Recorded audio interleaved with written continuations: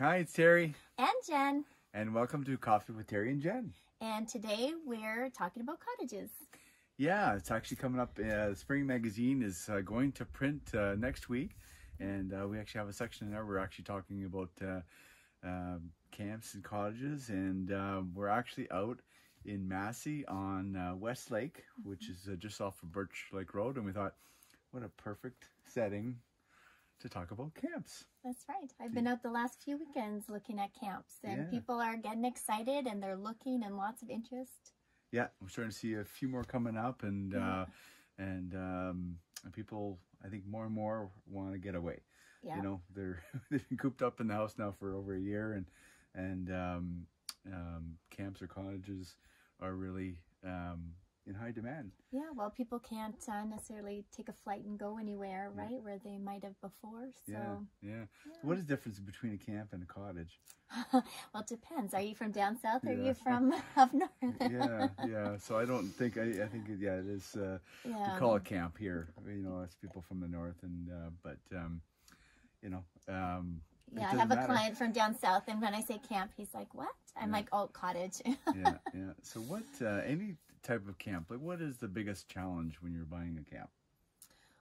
Well, I think that there's a few. I know there's quite a few questions that my clients have, and one is septic. Is there a septic system? Is there electricity? Is the water potable? How do they get the water? Is it a quiet lake? And some people just want a smaller lake where they can canoe and use their paddleboard. Others want, like, you know, they have a motorboat, so they want to be able to water ski. So it really depends on what they're looking for. But those are some of the top questions. And I think for everybody I've shown, nobody wants to see neighbors. Yeah. So they it's also hard. want It's hard, acreage. You want to be able to look to the right and left and not see anybody. So it's hard, it's hard to find that. I'm finding the biggest challenge is probably getting a mortgage. I think before you ever start looking, you have to talk to your mortgage broker and figure out how you're going to finance it. The banks are not. It's not easy financing a camp, and if it's got full septic, full hydro, full water system, it makes it a lot easier. But as soon as you take out one of those things, no power, no septic, it makes it really hard. Most people, especially with the increase in values of homes right now, are using equity out of their home, and that's I think most mortgage brokers will say that's the first route to take is, so if you've got a few $100,000 of equity in your house, refinance your mortgage and take that equity and purchase the camp. I think that is the easiest, and also you're paying less interest, because the interest on your mortgage for your home will be still under 2%.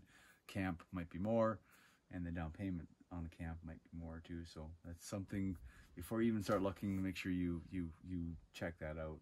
So and the lakes, finding out about the lake is hard. Like, we've got 1,000 lakes within 100 kilometers of Sudbury, and to try and find out about the lake, the depth of the lake, is it spring fed? Do you ever have blue-green algae problems?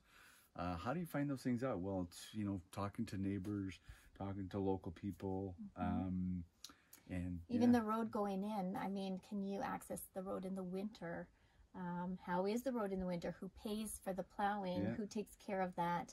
In the summer, do you have to cross somebody else's property to get to the camp? So, those are questions, because the owner of that camp could be very friendly now, but could sell it, and then you've got a problem down the road. So those are definitely things that you want to make sure you know the answers to. Well, the question that came up is, what's on the other side of the lake? Who owns that? Is that Crown land? Is it, is it owned by a big developer who's planning is it owned by a construction company, a gravel pit?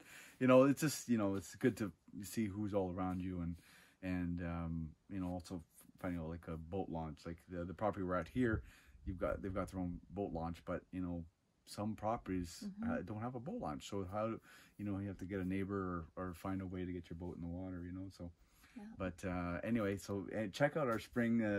Should be in the mail within the next couple of weeks. Yeah, and if you have any questions about camps, cottages, or anything waterfront or real estate, don't hesitate to send us an email or give us a call. And the email is info@theaimsteam.ca.